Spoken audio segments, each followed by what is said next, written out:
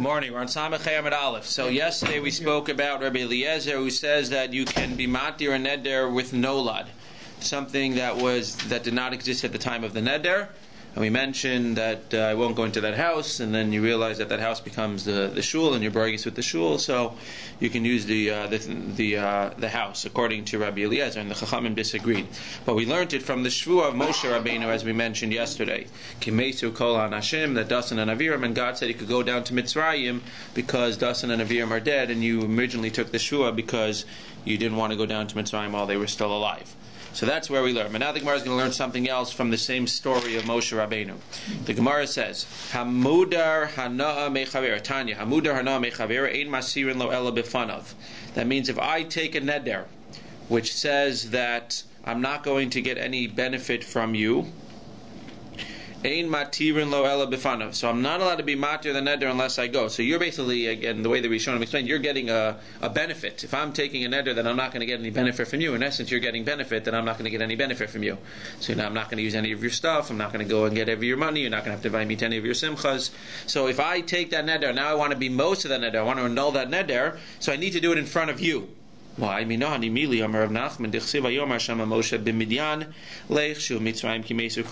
case we brought yesterday, but we see that Hashem said to Moshe that he can go down to Mitzrayim. He needed to annul the original neder, as we said yesterday. But we see that he dafka did it b'midyan. Amar lo b'midyan nadarti. You took the neder in Midyan in front of Yisro. Leich v'hater nedarcha b'midyan. So you need to go ahead and you need to be matir the neder in Midyan in front of Yisro, because when you take a neder and you want to annul it, if it affects somebody else, you need to take the neder and you need to annul it in front of the person that it affected. Very interesting. We're going to get off in a tangent over here, not really a tangent, but we're going to get into a tangent and understand exactly where we see that Moshe took the neder. But let's just say out for 2 minutes, what exactly... Why he told Yitro? He took a neder to Yisro that he wouldn't leave Yisro. And now he wants to go down to Egypt. So he needs to annul the neder that he's not going to leave Yisro in order to be able to go down to Egypt. That's the neder he needs to annul. But let's just talk out for a second in Svara. What's the reason?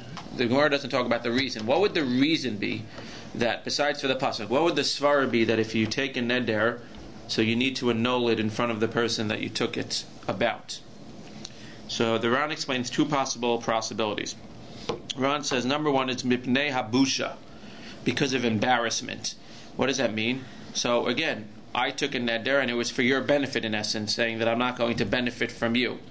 So, mipnei habusha, in order seemingly to discourage me from being matir the neder, from annulling the neder, we're going to make me take it in front of you. I'll be maybe embarrassed to annul it in front of you. I won't be embarrassed just to annul it stam, but in front of you I might be embarrassed to annul it. So in order to prevent me from annulling it, we're going to say I need to annul it. I can annul it, assuming that I have a Pesach, as we mentioned, assuming I have a reason to annul it. But if I annul it, it needs to be in front of you. Mipnei habusha, because maybe I'll be embarrassed to annul it in front of you. Another reason given is mipnei hachashad, because we're nervous. What's the chashad? We're nervous that if I annul it and it's not in front of you, so what are you going to do? You're going to see me coming and getting benefit from you. You're going to see me that I have annulled the neder, but you're not going to know that I annulled the neder. And you're going to think that I'm just being over the neder. If I annul it in front of you, since you're the one who it affects, if I annul it in front of you, so then you'll know that I annulled it, and therefore there won't be any problem, and you won't think that I'm being over the neder. That's what the Ran says. Either because of the embarrassment, seemingly to persuade me not to actually be matir the neder, I'll be embarrassed to do it, and if I'm in front of you, maybe it'll discourage me from being matir it, or because we're worried that if I don't do it in front of you, then you're going to think that I'm being over the neder. The Ran just makes two nafkaminas. He says, what happens if the neder was not for the benefit of your friend?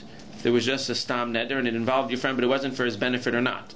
So according to that, so mipnei habusha would not exist. There would be no embarrassment of annulling a neder that wasn't for his benefit, and therefore you would do it in front of him just like you would do it not in front of him. So you wouldn't necessarily have to do it in front of him. Mipnei hachashad, that we're nervous he's going to think that you were violating the neder, then you'd have to do it in front of him regardless of whether it affected him or not, whether it was for his benefit or not. And the other way, mipnei hachashad, he says, the nafkamina is that mipnei hachashad, if we're just worried that he's going to think you're violating the neder, in that reason, so you can really don't have to be matir in front of him. You can just tell him after you're matir the neder. We could say that once you're matir neder, now you need to go ahead and tell the friend that you were matir the neder. Not necessarily you have to do it in front of him. As long as he knows that you were matir neder, he won't think that you did anything wrong. But if it's because mipnei habusha, we want you to be embarrassed, so the whole point is to be matir neder dafka in front of him. Those are two possible nafkaminas that the Ran brings between those two possibilities. Fine. So now back in the Gemara, a little bit of Agadata. So Gemara says, how do we know? Very nice. So we see that God says that Moshe needs to go ahead and go back to Midian. But how do we know that Moshe even took a neder in the first place? Dichsiv vayoel Moshe. Vayoel Moshe, the pasuk says, Ashevet et ha'ish vayitenet tzipor abito Moshe. He took a neder to stay with Yisro, and as a result, Yisro gave him his daughter. So where do we know that the word Vayoel means that he took a neder? Ein Allah el shvua. How do we know that Allah is a shvua? Dichsiv vayavei oto be'Allah. What's that talking about? So we see that he brought him with an Allah. Where do we know that Allah is a shvua? Because we have another case where they use the word Allah, and Allah is definitely a shvua. Where? So Nebuchadnezzar made Sidkiyahu the king of Yehuda. And once Sidkiyahu was the king of Yehuda, there was a time, which we'll discuss in a minute, there was a situation where Nebuchadnezzar made Sidkiyahu take an Allah. And what do we mean he made him take an Allah? So we see in the next pasuk that Sidkiyahu went ahead and he rebelled against Nebuchadnezzar. He rebelled against this Allah. What was this Allah? This Allah was a shvua. Where do we see it? In the next pasuk. V'gam b'melech Nebuchadnezzar marad asher hishbio Elohim. So you see that when he says Vayavei oto be'Allah, that Nebuchadnezzar brought him with an Allah, then in the next pasuk it means, what does that mean? As an Allah asher hishbio Elohim. So you see that Tzidkiyahu took an Allah, which is asher hishbio Elohim. He took a neder, and therefore you see that a shvua is used the word Allah, and therefore when it says Vayoel Moshe, it means that he took a shvua. Now the Gemara, as it always does, it gets a little bit curious. He wants to spell out now. Okay, so we've proved that Vayoel Moshe means a neder, and we've proved that if he took a shvua, so then we've proved basically that hamoder na mechaver ein matir la'el b'fanav. But now we're going to get onto a side point from it and say, what exactly? How did Tzidkiyahu rebel against Nebuchadnezzar, and what happened? Well, the story was as follows: My merudite, ashkechei Tzidkiyahu Nebuchadnezzar dehava ka'achil arna v'chaya. Tzidkiyahu found one day Nebuchadnezzar was eating a rabbit that was alive. So Nebuchadnezzar was a little bit embarrassed. He didn't want to become public knowledge, so he said to Tzidkiyahu, swear to me that you'll never tell anybody that you saw me eating a live rabbit. Ishtabat, so Tzidkiyahu took the shvua. L'sof havakamit start Tzidkiyahu bigufei. Afterwards, Tzidkiyahu had tsar. He was distressed that he had taken that shvua. Why? Because he realized that this was his chance to get back at Nebuchadnezzar. He realized that if he would tell the public, he would tell people that Nebuchadnezzar eats live rabbits, so even Nebuchadnezzar's own men would rebel against him, because they would see that he's some type of barbaric person. And therefore he was so upset. So what did he do, Tzidkiyahu? So he went, Itshal ashvuase v'amar. So he went and he asked the Sanhedrin to be matir his neder v'amar, and they were matir his neder. Shama Nebuchadnezzar dekamevazanle. Once he was matir the neder, so now Tzidkiyahu told everybody what he saw. And Nebuchadnezzar heard, and he saw that people were making fun of him, because now everybody knew that he eats live rabbits. Shalach v'aisei Sanhedrin v'Tzidkiyahu. So Nebuchadnezzar went ahead and he summoned Sanhedrin and Tzidkiyahu. Amar lo, he said to them, Chazisun ma'ika avid Tzidkiyahu. What did Tzidkiyahu do? Lav hachi ishtaba b'shma d'shmaya delo maglina. Did Tzidkiyahu not take a swear in front of me in God's name that he wouldn't tell anybody? Amar le, so the Beis Din said, it shalei ashuasa, but he came to us and he asked us to be matir the neder. Amar le, so Nebuchadnezzar was smarter than we give him credit for. Matshilin ashuasa. So Nebuchadnezzar said, Did you go ahead and be matir the neder? Amar le'in. So they said yes. Amar lehu befanav o afilu shelo befanav. When you're matir nedarim, do you usually do it in front of the person or not in front of the person? I.e., I wasn't there. How were you able to be matir the neder not in front of me? For Amri le, and they said to him, usually we do it befanav. So Amar lahon va'asan maya viditun. My time alo amrisin letzidkiya. Nebuchadnezzar knew halacha. He knew the Gemara's cold, so he said, how can you go ahead and be matir the neder for tzidkiyo?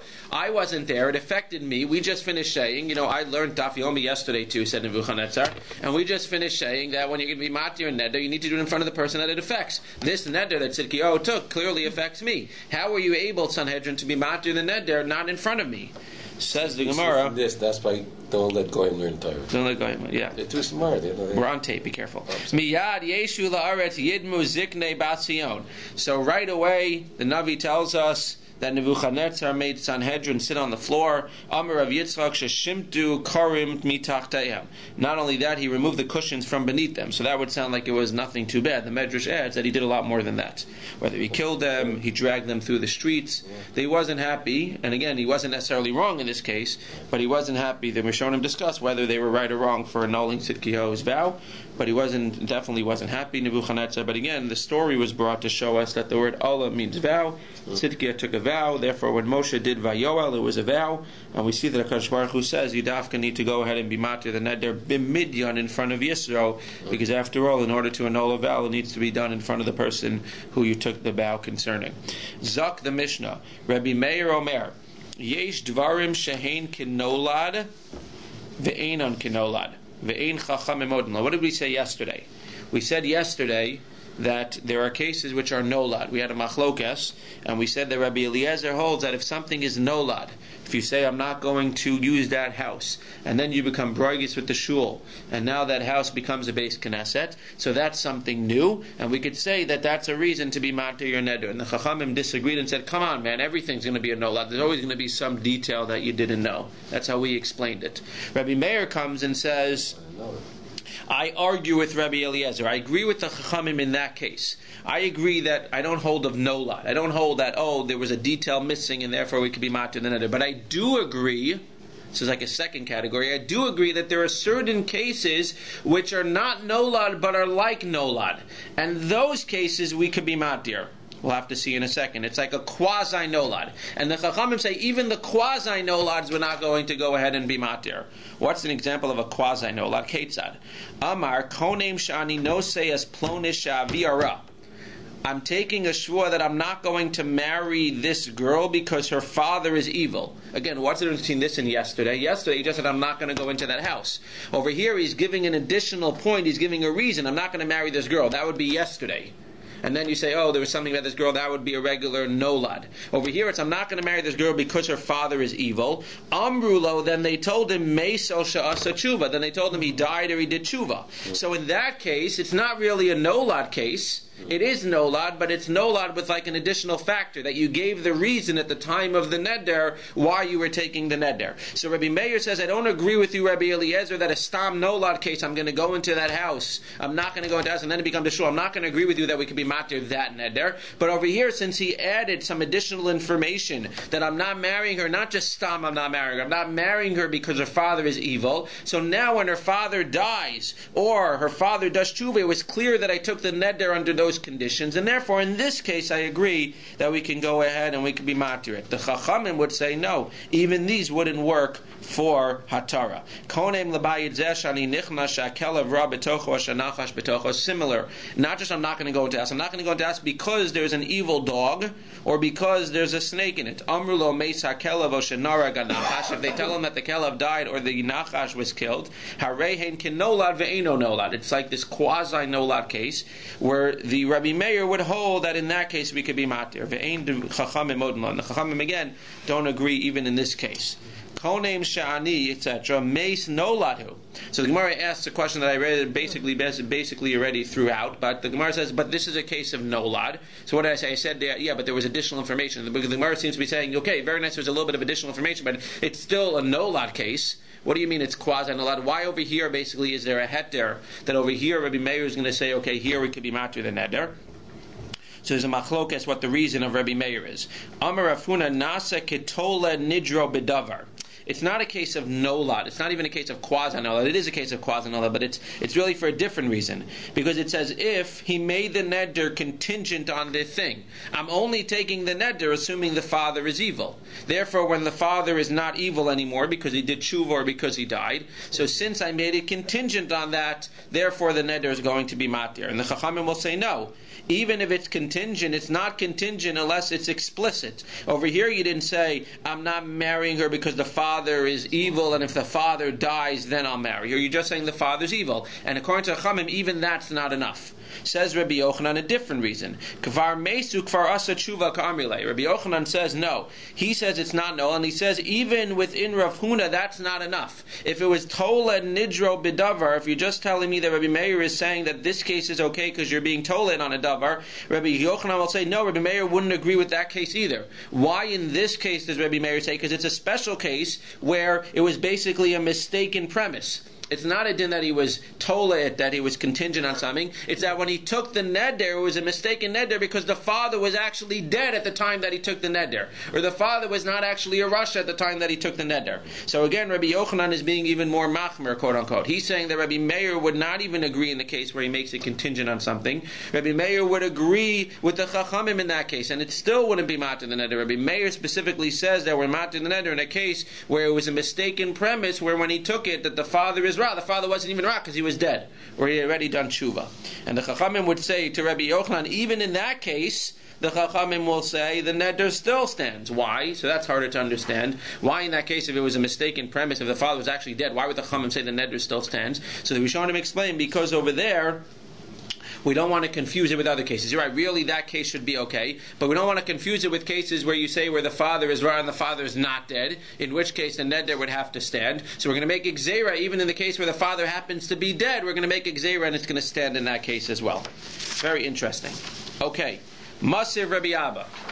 We're in for some little bit of humor over here. Why should it be that unless I say Kozaman, in other words, the fact that he did tshuva, he was a Russia at the time that I made it, and that's what it was contingent on. He was a Russia. It doesn't matter he did tshuva later. At the time I made it, he was a Russia, and that's why I made it. Unless I say Kosamani, yeah, he's a Russia. As soon as he's not a Russia, okay, then. Okay, good. So you're holding like the Chachamim. Excellent. So now we understand where the Chachamim are coming from.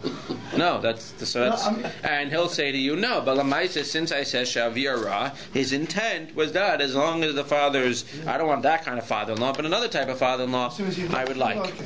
Masiv Rabbi Abba, you're going to like this one. Rabbi Abba brings the following brisa. Konem she'eni nose leplonis keura. I take a swear I'm not going to marry this woman because she's ugly. And lo and behold, you come out of the bar and she's beautiful. Unfortunately, usually it's the opposite. You think she's beautiful and you come out and she's ugly. But over here, you think she's ugly and you say, I'm never going to marry, and you come out and you're like, wow, the lighting really wasn't so good in there, and she's really beautiful. Maybe I just made a mistake. This one's even harder. Shchora v'arei levana.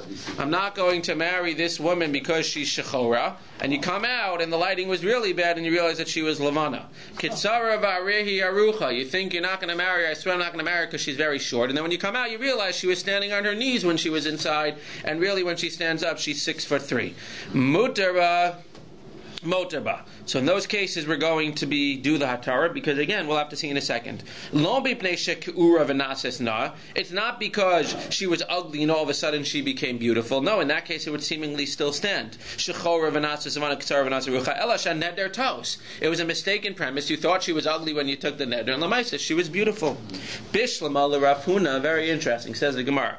This works according to Rafuna de Amar Nasa Ketola Nidro Bedavar, who explained our Mishnah, saying the reason that it works within Rabbi Meir is because the guy basically made the neder contingent on the father being Ra, and once he's not Ra anymore because he did tshuva or he died, so therefore the neder is not chal anymore, it's matir. Tana tola nidro bedavar, v'tana neder tos. So that Mishnah, our Mishnah, teaches us the din that we could be tola, that we could be matir a neder that was contingent on something, and this teaches us that we could be matir a neder that was taken under mistaken premise. It's two separate things. El Rabbi Yochanan de Amar kvar mesu kvar asa tshuva lamali lemisnei trezimnei neder tos. According to Rabbi Yochanan, who explained our Mishnah, that our Mishnah was not a case of making a contingent on something else. Our Mishnah was a case where the guy made a mistaken premise, where he thought that the father was Ra, but he was really already dead. So what's the difference between that case and this case? He thought that she was ugly and she was pretty. He thought he was alive and he was really dead. So you're teaching me the same thing twice. Says the Gemara, Kashya. You're right. It's a kasha, and I'm not sure why, according to Rabbi Yochanan, says the Gemara, we need two different examples of the case where it's a mistaken premise. Zak the Mishnah. Okay. The Odam Rabbi Meir. Rabbi Meir says also, and this is a case where someone made a neder preventing his friend from getting benefit from him. So I make a neder saying, you can't get any benefit from me. So what happens? Odam Rabbi Meir. Poschin lo min akasa shabatorah. Ve'omer lo. So after I take the neder that you can't get any benefit from me, the rabbis knock on my door and say, did you know the following? Pretty intense. To over all the following. They're going to read the riot act. It says, if you would have known when you took the neder that you're answering that guy from getting benefit from you. If you would have known that you were over the following Yisurim, would you still have taken the neder? First of all, you're over the Yisur of lo tikum, not to take revenge, assuming you're doing it for revenge. Usually when you do something like that, it's because of revenge. You're not just going to pick a random guy off the street. Ve'al lo titur, you're over the Yisur of holding a grudge. Ve'al lo tisnas achicha bilvavecha, you're over the Yisur of hating your friend in your heart. Ve'havta lo'echa kamocha, you're over the aseh of havta lo'echa kamocha. Ve'chei achicha imach, and you're over the Yisur of ve'chei achicha imach if shehu ani if he becomes an ani, then you won't be able to give him money, and you'll be over the Yisur v'chei achicha imach. So if they say to me, and they say, did you know that when you took this neder that he can't get benefit from you? So Amar ilu ayisi yodea shu kein lo ayisi noder. So if I say, if I would have known that, I would have never taken the neder. Hareza mosar. So then the neder is mutter, and we do our Torah. Now it was interesting. I was trying to think. So what's the reason that this works? Again, we said yesterday that the only way something like this would work would be if there was a possibility that the guy would say yes. So it seems like the Mishnah is learning that there would be a possibility that somebody would say, after all of this, do you know you'd be over this and this and this and this? And there's a possibility the guy would have said yes. Therefore, when he says no, we believe. And that's one way to learn the Mishnah, I was thinking.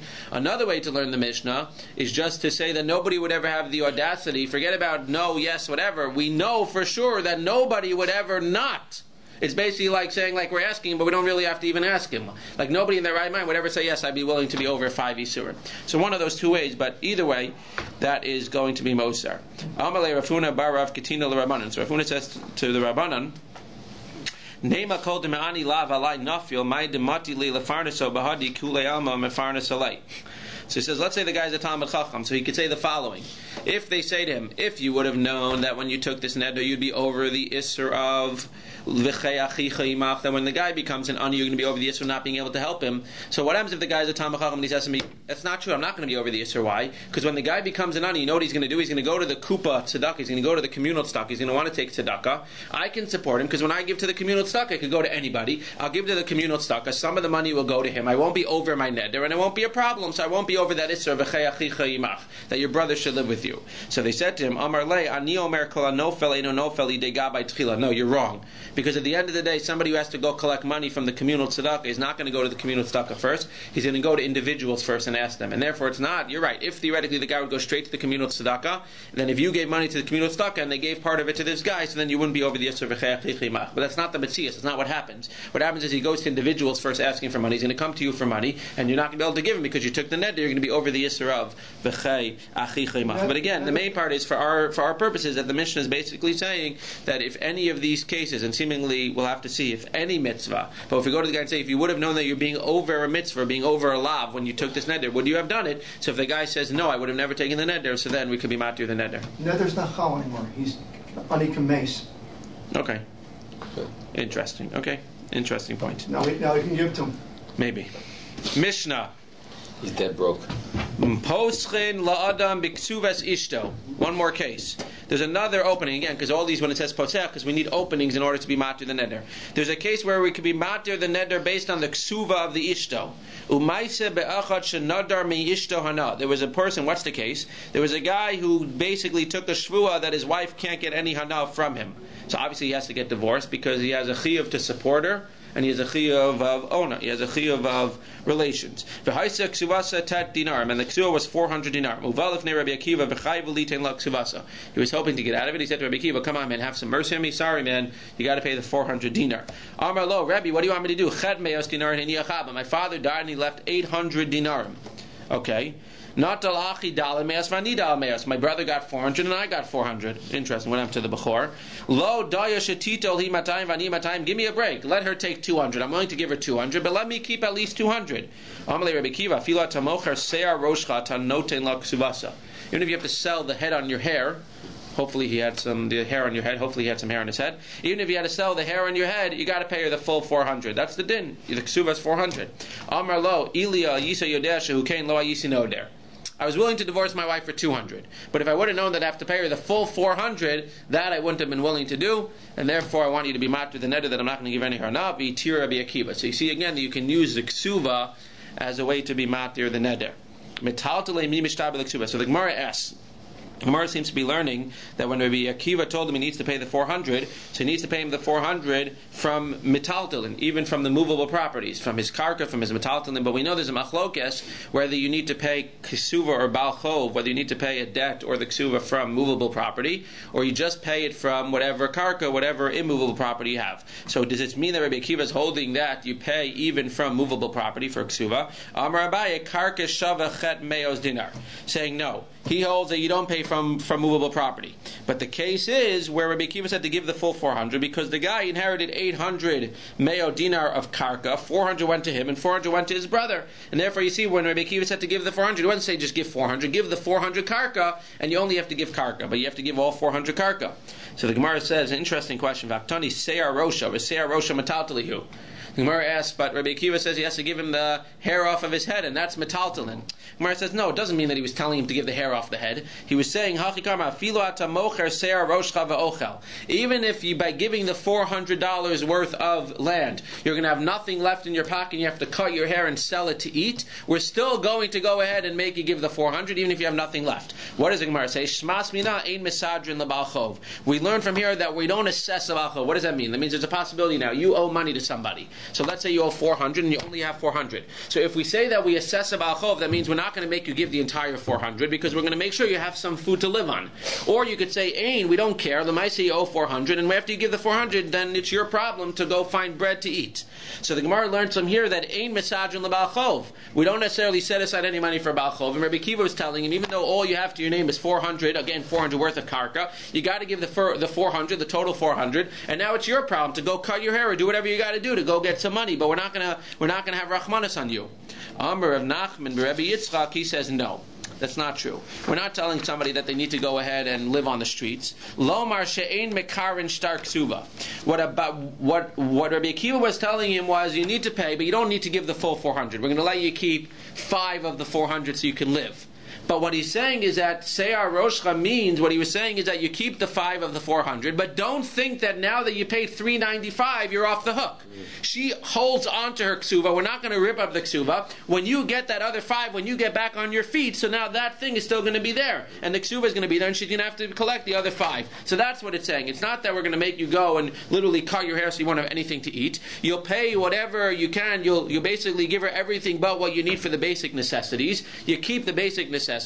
But now don't think that you're off the hook. You pay her the $395, you hold on to the 5 for yourself, but as soon as you get 5 and you have your basic necessities, you're still going to owe her those 5 in order to total the 400. Shraga will start.